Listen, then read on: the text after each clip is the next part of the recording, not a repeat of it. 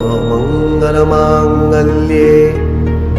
शिवे सर्वार्थसाधिके शरण्ये त्र्यंबके गौरी नारायणि नमोस्तुते। सर्वमंगलमांगल्ये शिवे सर्वार्थ। जय महाकाल, जय माँ काली सोहम।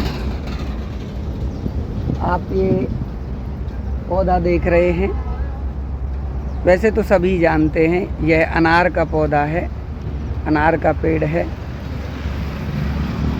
इसको आप किसी भी प्रकार की आपके गले में परेशानी हो, खांसी आपकी नहीं जा रही हो, वह आपके ब्लड में इन्फेक्शन हो,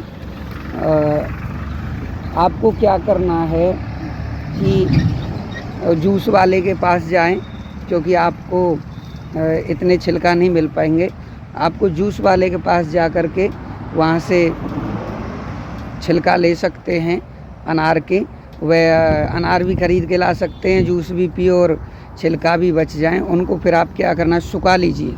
सुखाने के बाद आप उनका बिल्कुल अच्छी तरीक़ा से मामदस्ता में कूट करके पाउडर बना लें, कपड़े में छान लें, कपड़छन कर लें। उसमें से आप कुछ भस्म भी बना सकते हैं जला करके भस्म बना करके पीस करके, और आप शहद से भी 2-2 रत्ती सुबह शाम चाट सकते हैं, उससे भी आपको लाभ होगा।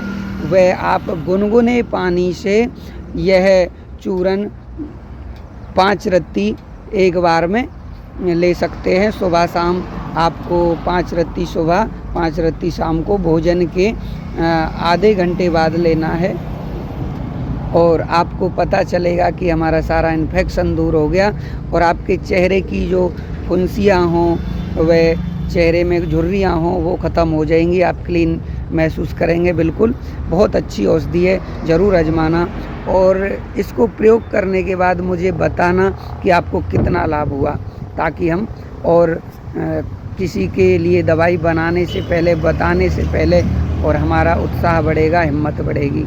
जय महाकाली, जय महाकाल।